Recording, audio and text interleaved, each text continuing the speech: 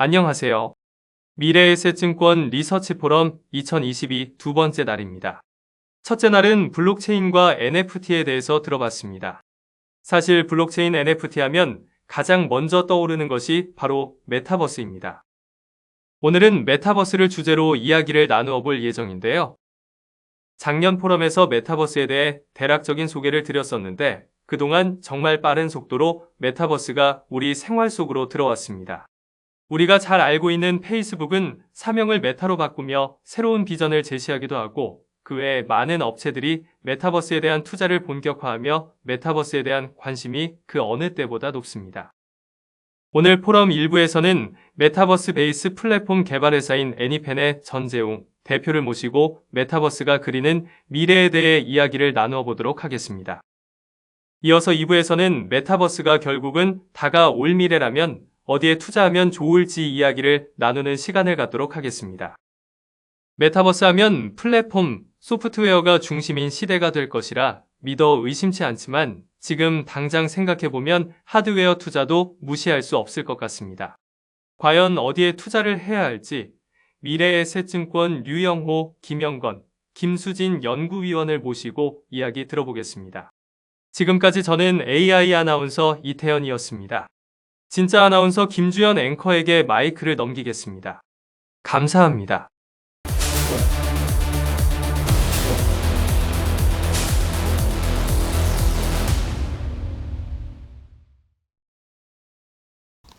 네, 앞서 AI 아나운서가 소개해드린 바와 같이 오늘 두 파트로 나눠서 진행을 할 거예요. 첫 번째 파트에서는 실제 이 메타버스 관련한 스타트업을 운영하고 계시는 CEO 모시고 이야기 들어보도록 하고요. 두 번째 파트에선 실제 저희 투자 기회는 어느 쪽에서 잡아야 하는지 기업들에 대한 이야기 나눠보도록 하겠습니다. 첫 번째 파트는 저희 류영호 애널리스트 함께 하고요. 그리고 메타버스 스타트업 애니펜의 전재웅 대표님 모시고 함께 하도록 할게요. 두 분 안녕하세요.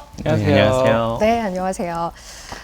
메타버스 이제 저희 이야기는 굉장히 많이 합니다만 실제 산업 현장에서 어떤 일들을 하고 있고 어떤 시각으로 시장을 보고 계시는지 굉장히 궁금했는데 오늘 이 자리를 통해서 다양한 이야기를 좀 들을 수 있을 것 같아요, 대표님. 네, 저도 이 자리에 나오게 돼서 영광입니다. 네. 저희가 하고 있는 사업이라든가 이런 것들이 많은 산업에 영향을 주고 있고 또 한참 또 메타버스가 요즘 핫하기 때문에 네. 저희가 하고 있는 것들과 사상에 대해서 조금 설명을 드리고 싶었던 자리였습니다. 그러면 일단은 어떤 일을 하고 계시는지 애니펜이라는 회사에 대해서 좀 소개를 해주세요. 네, 애니펜은 이제 9년 정도 된 기업이고요. 원래는 이제 증강현실이라든가 그다음에 사용자 저작을 통한 컨텐츠 이런 것들을 만드는 XR 기업이고 최근에는 이제 딥러닝과 결합된 메타버스를 활발하게 만들고 있는 회사입니다. 네, 딥러닝과 관련한 콘텐츠들을 네, 컨텐츠와 그다음에 그런 것들로 구성되는 월드를 만드는 그런 메타버스 제작 기업입니다. 그 지금 나오는 화면에 보면 굉장히 아이들이 좋아하는 캐릭터들이 네네네.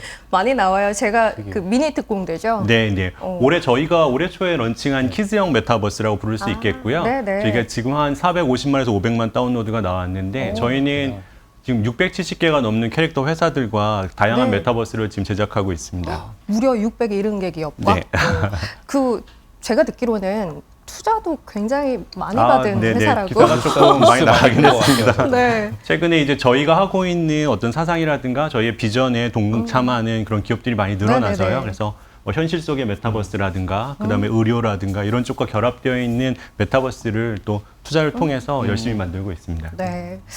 그러면은 제가 사실 메타버스라는 이야기를 많이 사람들이 이야기를 하고 많이 들어봤을 텐데 그러니까 실제 그 메타버스를 사업으로 하시는 그 스타트업 대표 입장에서 메타버스는 어떤지 좀 이야기해 주실 수 있나요? 네, 메타버스라는 건 사실 너무 많은 곳에서 얘기를 하시는 것 그렇죠. 같아요. 그래서 메타버스에 대한 정의도 각각 다르고 그다음에 메타버스의 범위라든가 그다음에 그걸 갖다 어떻게 활용할 거냐에 대한 다들 각자의 의견이 있는 것 같아요. 그렇죠. 근데 저는 이게 약간 닷컴 시대의 시작 때와 비슷한데 그러니까 인터넷을 어떻게 바라보느냐의 시각이라든가 이게 어느 정도 커질 거냐에 대한 그런 생각은 다 달랐었잖아요. 그래서 지금의 메타버스는 뭐 사람들이 살아갈 디지털 라이프가 운영되는 세상 이렇게 의미할 수 있는데 그건 어찌 보면 우리가 기존에도 해왔던 것들이고 우리가 뭐 폰이라든가 아니면은 여러 가지 뭐 컴퓨터를 통해서 진행했었던 그런 것들도 사실은 메타버스의 하나라고 볼 수가 있겠고요. 앞으로 제가 볼 때는 메타버스가 어떤 작은 하나의 서비스, 뭐 아바타가 있고 월드가 있고 그 속에 어떤 버추얼 이코노미가 있는 하나의 형태만을 말하는 게 아니라 전체적으로 보자면은 실체화된 인터넷 세상을 아우러서 우리가 메타버스다 이렇게 부르게 되지 않을까 생각하고 있습니다. 실체화된 인터넷 세상을 그렇습니다. 네. 아우르는 단어가 메타버스이다. 네. 이렇게 스타트업 대표로서 메타버스에 대해서 어떤 개념을 갖고 계시는지 제 개인적 생각은 그렇습니다. 네, 한마디로 정의를 좀 해주셨는데요. 어제 저희 그 포럼 첫째 날이었어요. 사실 블록체인이라는 어제 주제. 정말 고생하셨던 것 같습니다. 굉장히 많은 이야기들을 나눴는데 막연히 생각하기에는 블록체인, 뭐 메타버스, 또 웹 3.0 이런 개념들이 다 연관이 돼 있을 것 같긴 한데 네. 정확한 연결고리가 뭔지 그것도 좀 이야기 들어보고 싶어요. 네, 사실 그 주제가 상당히 중요한데 설명하기가 되게 어려운 테마이자 단어이기도 네네. 해요. 그래서 뭐 블록체인도 어렵고 그다음에 NFT도 어렵고 웹3도 어렵고 그다음에 메타버스도 또 잘 감이 안 오고 이렇게 있었는데 사실 그게 하나하나가 이어져 있다라고 생각을 해보시면 이해가 좀 빠를 수 있겠어요. 그래서 제가 조금 설명을 드리면 한 IT 세상 또는 우리가 이제 바라보고 있는 인터넷 세상은 한 10년에서 전후로 이제 조금씩 많이 변해왔었는데 웹 1.0, 웹 2.0 이렇게 점점 10년 단위로 이제 발전을 해왔었죠. 그런데 이제 웹 2.0 시대에 오면서 다양하게 많은 데이터들이 생기고 그다음에 유저들이 많이 참여를 하면서 소셜 미디어를 통해서 컨텐츠를 만들어내고 공유하고 되는 그런 빅데이터의 시대가 시작됐단 말이죠. 그런데 그때 우리가 바랬었던 거는 다양하게 많은 사람들이 그 혜택을 누릴 수 있고 그다음에 그걸 통해서 우리가 정말 다 같이 잘 살 수 있는 인터넷 세상을 바랬는데 네. 대인터넷 시대는 됐지만 상당히 중앙화된 형태가 돼버린 거예요. 그러니까 거대한 빅테크라든가 소셜미디어라든가 그다음에 여러 가지 권력기관들이 유저들이 사용하고 있는 시간이라든가 정성이라든가 이런 것들의 가치를 모두 가져가 버려서 빅테크나 플랫폼이나 이런 것들은 급성장하고 가치가 어마어마하게 올라가는데 그 속에서 자신의 시간과 인생을 쓰고 있는 유저들한테는 그 가치가 제대로 보상되지 않는 그런 형태가 된 거죠. 그래서 중앙화된 형태의 그런 인터넷 세상이 만들어졌고 저는 약간 IT 세상도 그렇고 인간 세상도 그렇고 약간 파동의 형태를 그린다고 생각하는데요. 파동. 네. 그 파동의 형태 중에는 이게 중앙화가 되면 반동적으로 어쩔 수 없이 이제 탈중앙화를 원하는 그런 형태가 될 수밖에 없습니다. 그래서 이제 웹 3.0도 예전에는 그렇게 많은 빅데이터 중에 의미 있는 데이터들을 찾아서 유저한테 주자였지만 이게 조금 더 이제 진화되면서 유저들한테 그 가치를 보상할 수 있고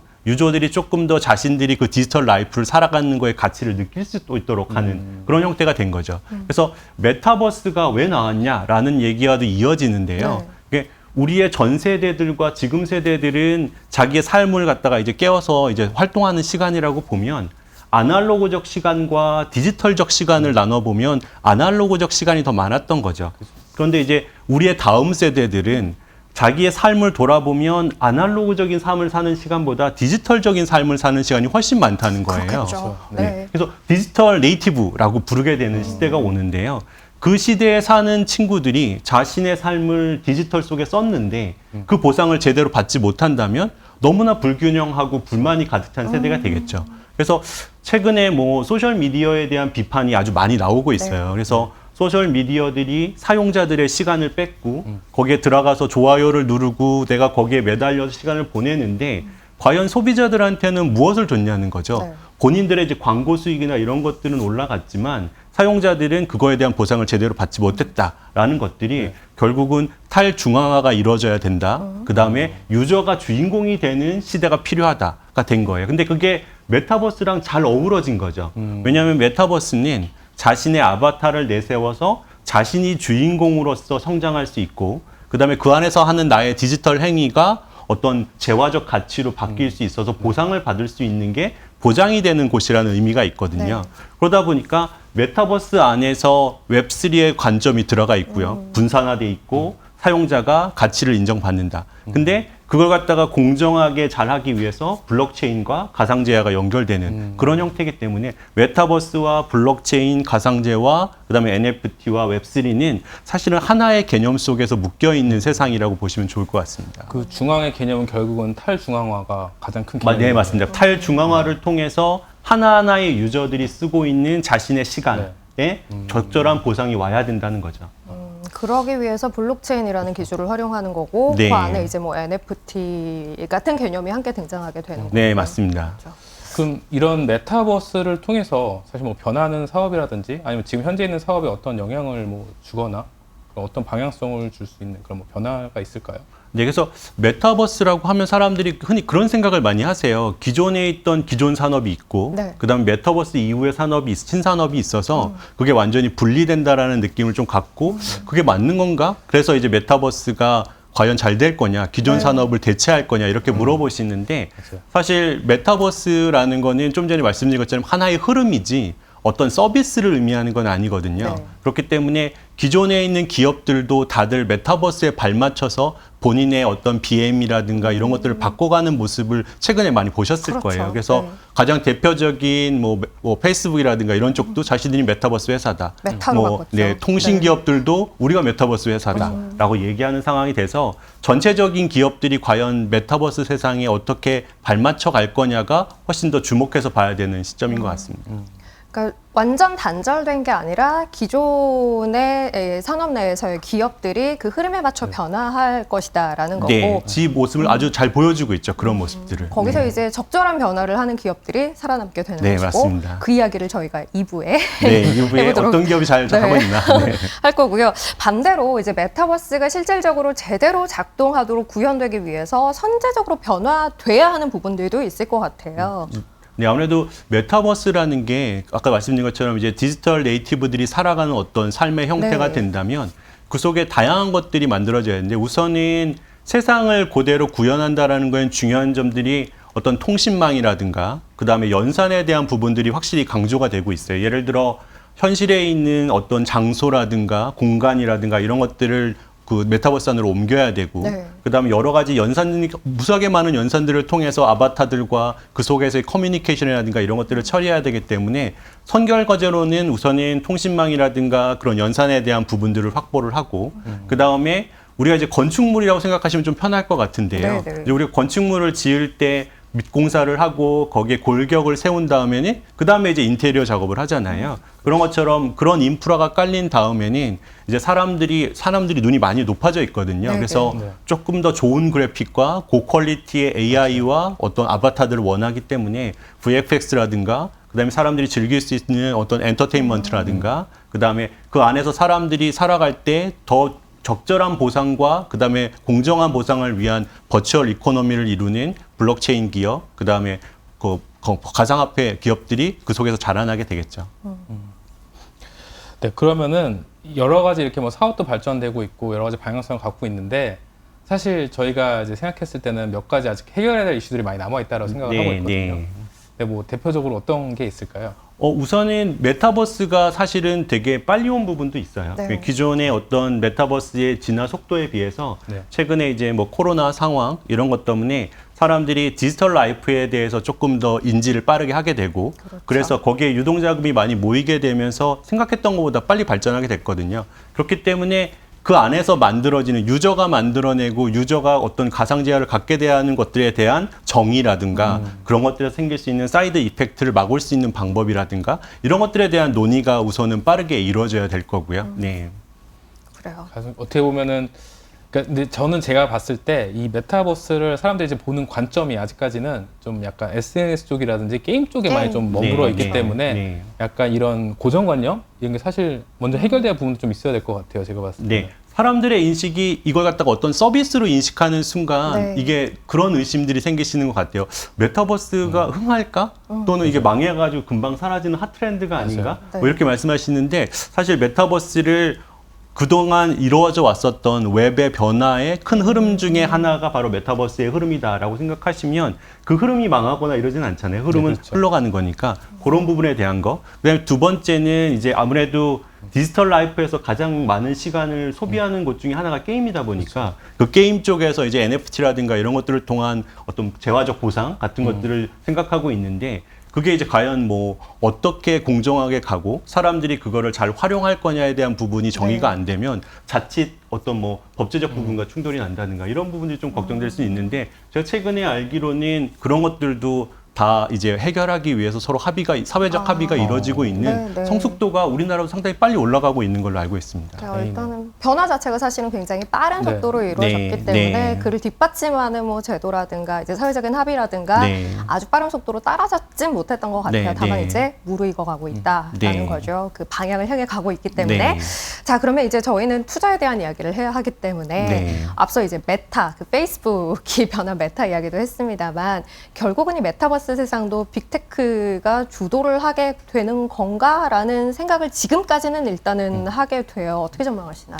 이게 뭐 저는 사실은 인간이 하는 IT 시장의 일들도 사실은 역사적으로 거의 반복되는 형태를 띠고 있거든요. 네. 그래서 웹 1.0이나 2.0이 그 발전됐던 것과 똑같은 형태를 띠고 있는데 지금은 약간 중앙화되어 있는 빅테크들이 리딩을 하고 있죠. 네. 그런데 어찌 보면 우리가 지금 원하는 건 그렇게 왔던 것들에 대한 반동이잖아요. 그렇게 보면 처음에는 자본이라든가 그 다음에 유저수라든가 이런 것들이 확보되어 있는 빅테크가 앞쪽에 나가면서 시장의 외연을 넓혀가겠지만 그 속에는 가장 중심이 되는 가치가 탈중앙화가 있기 때문에 그렇죠. 뭐 저희 같은 스타트업이라든가 다양한 기업들이 유저한테 더 좋은 보상과 그다음에 공정한 컨텐츠들을 갖다 만드는 기업들이 연결이 돼서 그 모든 기업들이 블록체인이라는 그 상황 하에서 연결돼서 가장 커다란 형태의 메타버스 세상이 이루어지지 않을까라는 생각이 들어요. 그래서 뭐 우리가 인터넷이라고 말할 때 뭐 네. 구글이라든가 이런 빅테크 몇 개를 인터넷이라고 부르진 않잖아요.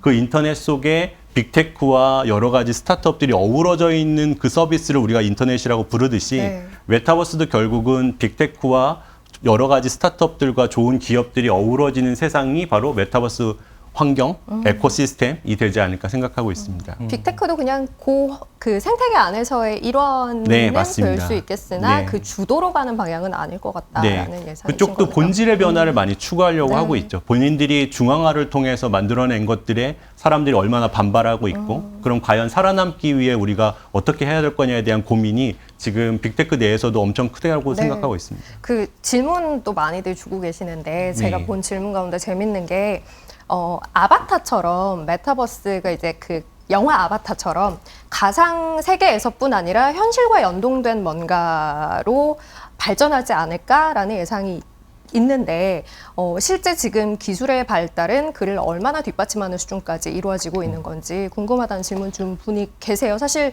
영위하고 계시는 사업도 비슷한 네, 사업인 네. 것 같아서 네. 어떤 생각이신지 궁금해요. 사실 지금 메타버스 할 때 가장 중요한 키워드 중에 하나는 이게 메타버스가 자칫 초기에 이제 저는 지금 이 메타버스 1.0이라고 생각하는데 네. 1.0 시대에서는 기존에 있는 현실이나 기존에 있는 어떤 물체나 이런 것과 분리되어 있는 무언가라고 생각하는 네, 네. 관점들이 있는데 사실 메타버스는 기존에 있는 세상과 연결되어 있는 가상의 세계고 그다음에 기존에 있는 현실 속의 나의 그 개체와 연결되어 있는 아바타라는 네. 개념이기 때문에 어찌 보면 그 두 개를 적절하게 연결하는 기술들이 상당히 많이 나오고 있어요. 요즘은 뭐 딥러닝을 통해서 자신의 어떤 행동이라든가 감정을 갖다가 반영을 한다든가 네. AI를 통해서 그 사람에 대한 여러 가지를 학습한 형태로 여러 가지 동작을 만들어낸다든가 하는 것들로 연결이 돼가고 있습니다. 그래서 결국은 현실이 연결될 거고 그다음에 본인의 어떤 개성이라든가 그런 퍼스널리티도 연계가 되는 형태로 점점 진화하고 있다고 생각합니다. 알겠습니다. 자, 사실 이런 이제 기술과 트렌드의 변화라고 할 수 있는 부분을 최전선에서 경험하고 계신 분들은 어떤 생각을 하고 계실까 궁금했는데 오늘 그 얘기를 좀 들을 수 있을 만한 좋은 기회가 된 것 같아요. 앞으로도 또 기업과 관련해서 시장과 관련해서 또 산업의 트렌드 변화와 관련해서 해주실 말씀이 있으면 오늘 들어보니까 목소리가 굉장히 좋은데요. 네, 많이 해보셔서 네, 그런가. 찾아주시면 고맙겠습니다. 오늘 애니펜의 전재용 대표님 함께했습니다. 고맙습니다. 네, 감사합니다. 네. 자, 그러면 잠시 후에 2부에서 조금 더 자세한 이야기 나눠보도록 할게요. 이 메타버스라는 개념 안에서 IT 산업 자체는 어떤 변화를 겪을지 또 그 안에서 어떤 기업들에 주목해야 할지 잠시 후에 이어서 이야기 들어보도록 하겠습니다.